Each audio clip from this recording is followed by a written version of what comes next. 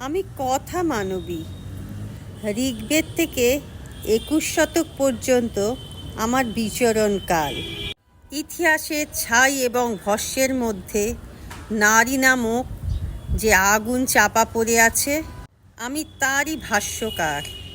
আমি আগুনের আত্মকথন। অঙ্গার খাই, দেখি, লাঞ্ছিত হই, আগুন উচ্চারণ করি। আগুনের কথাকারকে মানুষ সহজে মেনে নিতে পারে না, তাই আমাকেও পারে না।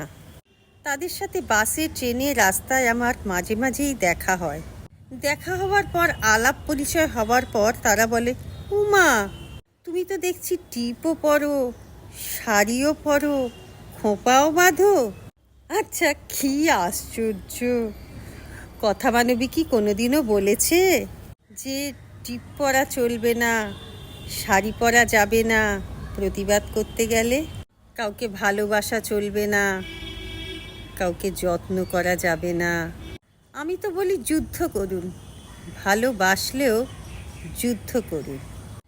দেখতে নরম সরম হলেও কথাটা যেন গরম হয়। তাই যদি আজ প্রশ্ন করো, হে পুরুষ, হে আবহমানের সঙ্গী, তোমার কাছ থেকে কি ব্যবহার প্রত্যাশা করি? বলবো, মানুষের সঙ্গে মানুষের ব্যবহার। কুরু যেমন আলেকজান্ডারকে বলেছিলেন, রাজার সঙ্গে রাজার ব্যবহার করো। তোমরা আমাদের ভালোবেসেছ, পীড়ন করেছ, মানুষ কিন্তু ভাবনি। আমি তো প্রতিবাদ করবই। আমি তোমার কন্যা ভারত, তোমার জননী ধাত্রী। সহস্র হাতে ধারণ করেছি তোমার দিন ও রাত্রি। গঙ্গা, মাধবী, দ্রৌপদী আমি, খনা, শাহবান, রাজিয়া। আমার আগুন মরেও মরেনি, ধিকি ধিকি তুষ জ্বলছে। আমার লাস্য, আমার লড়াই আজও অবিরাম চলছে। 10 জন মেয়ে হয়েও বা 90 পিছে জমছে। প্রতি সেন্সাসে মেয়ের সংখ্যা কমছে এবং কমছে।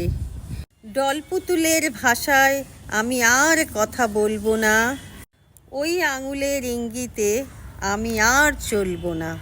আবহমানের নারী ও পুরুষ, গোলাপ এবং ভ্রমরা, মানবীর এই বিপন্নতায় পাশে দাঁড়াবে না তোমরা? কন্যাকুমারী থেকে কাশ্মীর, বৈদিক থেকে বৃন্দা, শত শত কথা মানবী আমরা আজও রয়েছি জিন্দা। শত শত কথা মানবী আমরা আজও রয়েছি জিন্দা।